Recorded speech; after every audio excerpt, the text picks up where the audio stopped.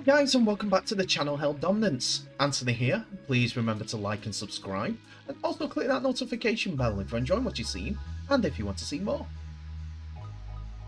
Coming up in this late night episode of Held Dominance, 3 game highlights from the Super League.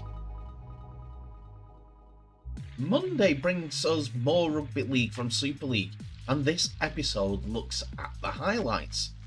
We have today Castleford Tigers entertaining the Leeds Rhinos, Huddersfield Giants at home against the Saints, Salford Red Devils have the Dragons visiting, while Wigan Warriors face Trinity at the DW Stadium, Toulouse welcome the Robins after their big derby win, and Hull FC face Warrington Wolves. So here's where we stand after 8 rounds, as we see St Helens leading the way after defeating near rivals Wigan, which in turn with their win over Toulouse see Catalans move back into second place. Wigan are third due to points difference, with Huddersfield just a point behind. But at the foot of the table, Toulouse propped the teams up, I'm afraid to say, but with a win and a draw and no coach appointment yet, Leeds had a shock of the season in 11th place. We know a full round of Super League fixtures were played today, and with that I will bring you 3 game highlights in this episode and the other 3 in tomorrow's. That way we can get all our Rugby League fix without too much information overload. And with that, we begin with is at Weldon Road, as we see the Castleford Tigers host the Leeds Rhinos.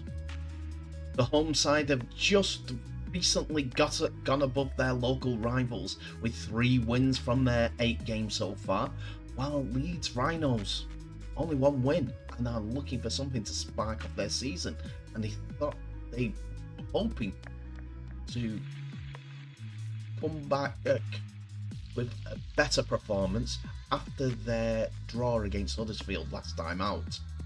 So here are the teams, and a few surprises in the Leeds side, as Liam Sutcliffe is slated to start at fullback with Tom Briscoe going back to the wing. Youngster Max Simpson comes in on the centre, with Alex Mellor continuing in the centre role. At halfbacks, it's Blake Austin and Jack Sinfield who comes in for his first Super League start of his career, because he's only 17, while in the forwards, Jared O'Connor starts at loose forward in place of Cameron Smith. So there's no place for Jack Walker due to injury, but it's his tactical change with Cameron Smith dropping out of the 17 altogether. On the bench, Brad Dwyer, Morgan Gallen, Zane Tetavano and James Donaldson are all on the bench since their Huddersfield game not too long ago. So for the Tigers, there is one guarantee that Greg Eden will not be involved in the 17, as James Clare takes up his position on the right wing. Jake Truman and Gareth O'Brien continue in the halfbacks, while in the forwards, the 6 that were involved from the start against Wakefield in their win of 34 points to 4 continue, with Watts, McShane, Griffin, Edwards, Milne and Westerman all keeping their place. On the bench though, there is only 2 that keep in, with Smith and Massey continuing from their game against Wakefield, but Tyler Heppy comes on the bench, and a bit of controversy and a bit of a nod to Leeds Rhinos, we know what you're doing, as Jason Carey appears on the bench for the first time this season. So it's Castleford who get the first points on the board. After some slick hands, Kenny Edwards speculator finds Darryl Clare, and on his first game of the season does his best Greg Eden impression and cuts in and scores to make it 4 points to 0. A better angle here of O'Brien's and Kenny Edwards' passes out to Clare, who did a lot of work, leaving Leeds tacklers in his wake to go in. Then on the 17th minute, after a break by Paul McShane, it was a pass inside to Jake Malmo, and then find the supporting Greg Narlevolds, who was tackled just before the line. McShane goes right with a kick and finds Daryl Elforts on his own, who just picks up and puts it down. On the stroke of half time though, Leeds got themselves back into the game after a nicely little weighted kick. A mix up by Castleford defenders sees Reece Martin profits from some lacklustre defending and scoring, which Martin adds the extras to make it 8 points to 6 as they're going into half time. Jake Malmo with the Rick here causes so many issues, but what a kick by Sinfield, well weighted. Could have went in at 8-0 at half time, but in the second half it's Leeds back on the attack, and a high tackle by Nathan Massey sees Leeds in a position to square up the scoring, which Reece Martin does, makes it 8-all with this kick from right in front. Castleford though are on the 72nd minute go after a penalty and a bit of a flare up, give 63rd minute to be honest, get a penalty right in front more or less, which Gareth O'Brien also adds to extend the lead once again, and it's that man James Bentley getting involved with a high tackle. Don't know what Tetavano's doing there, but James Bentley finds himself in the bin. O'Brien adds the extras, and it's 10 points to 8.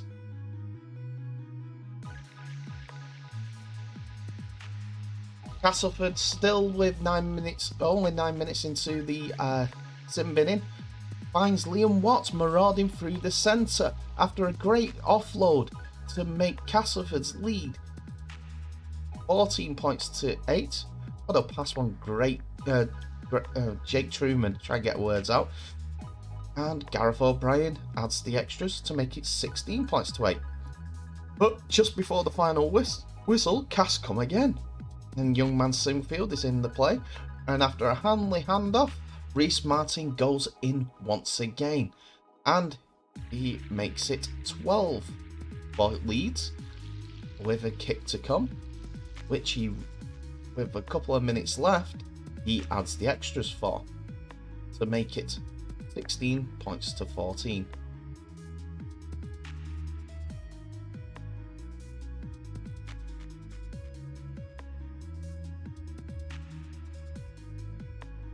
Decent kick as well.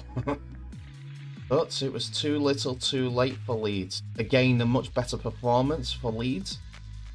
Unfortunately, just not enough to get the win.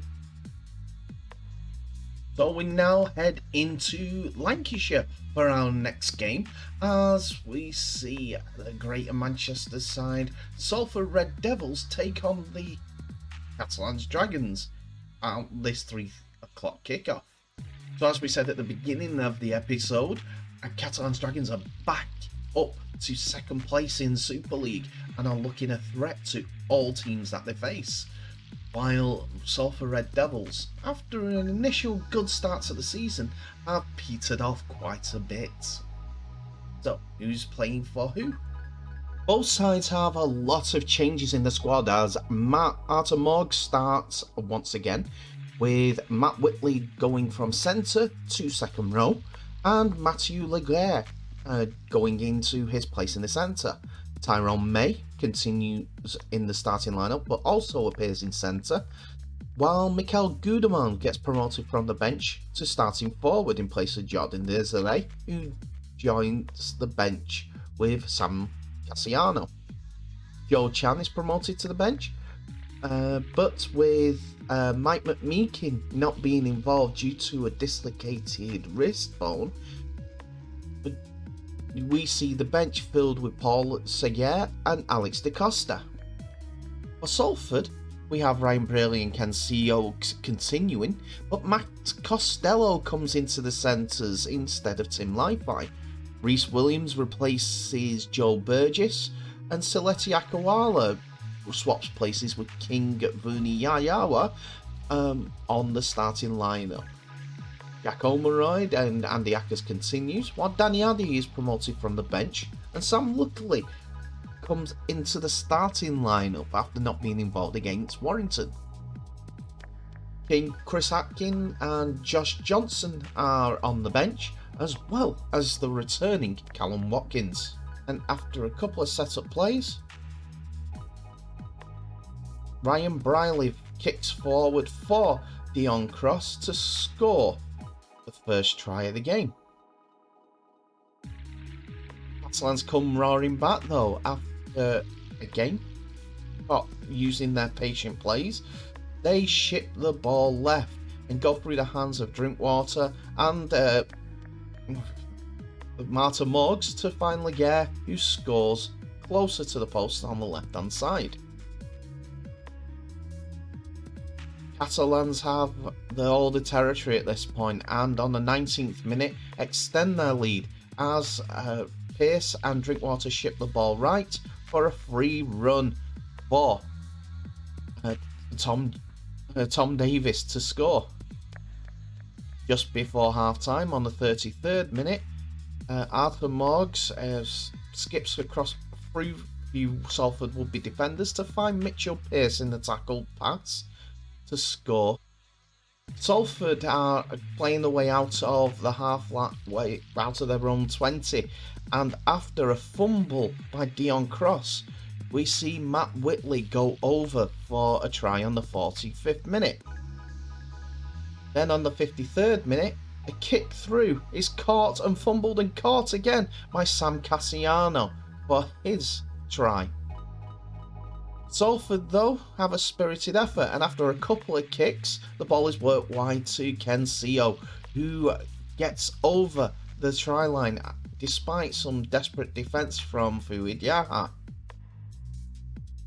Arthur Morgs at this point has kicked 5 goals and makes it 6 because he converts Mitchell Pearce's effort after the halfback dotted down to make it 36 points to 10 to the Catalans Dragons. We now go to the final game of this episode and the late TV game that was played on Sky Sports on Monday, as we see two teams that have been middle of the road so far, as they both won 4 and lost 4 out of their 8 games. And that means that we're watching Warrington Wolves, who travel to Hull FC, which have also done a deal for coach travel to this game. For anyone who attended the Hull KR away game last Friday night, Warrington Wolves has said that the travel to Hull FC will be free for their coach travel, supplied by the clubs, which is a great initiative. But anyway, back to the game, and here's who are starting. Well, Warrington Wolves have only made one change to the starting lineup, as they see Jason Clark replaces Billy Magoulis, who drops out of the 17. Another surprise is George Williams is still not available for Warrington Wolves, but Ellis Longstaff, Joe Bullock, Joe Philbin, and also Danny Walker continuing on the bench after their 32 points to 18 victory over Salford on Thursday night. For the home side though, there is a change on the left wing as Jamie Shaw comes in for Adam Swift, with Darnell McIntosh going to the right wing. No Josh Griffin in the centres, so that means Connor Wynn comes back into the squad. Joe Lovey-Dewar goes back to halfback after Josh Reynolds drops out to the 17 altogether. While in the forwards we see Josh Bowden, Jordan Johnson and Liggy Sow, the front row for Hull FC. Jordan Lane, Manu Mao and Brad Fash are all in the forward line as well. While on the bench, we see Mitieli Vulikajibani, Kane Evans, Chris Sarte, and Jack Brown all make the bench, with only one change, as Andre Cervello drops out of the starting lineup to see Vulikajibani back in.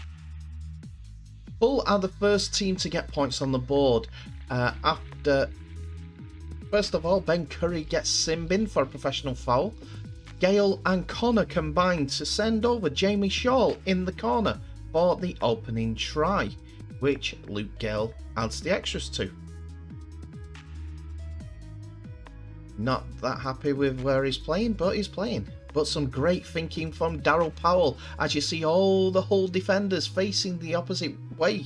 Tap and use this pace to get over the try line to equalise for Warrington, with Ratchford adding over the first conversion of the game for Warrington. Hull at this time are finding a little bit of momentum, and after not being able to get the ball away, Johnston finds Luke Gale, who opens up a gap for Brad Fash to steal over for the lead going to Hull, which Gale adds the extras to make it 12 points to 6.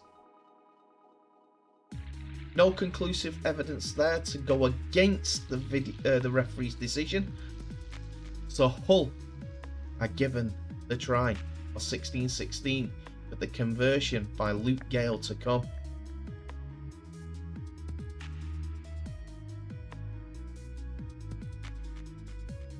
Luke Gale is the calmest man in the MKM Stadium, and he slots over the extras to give Hull the lead once again.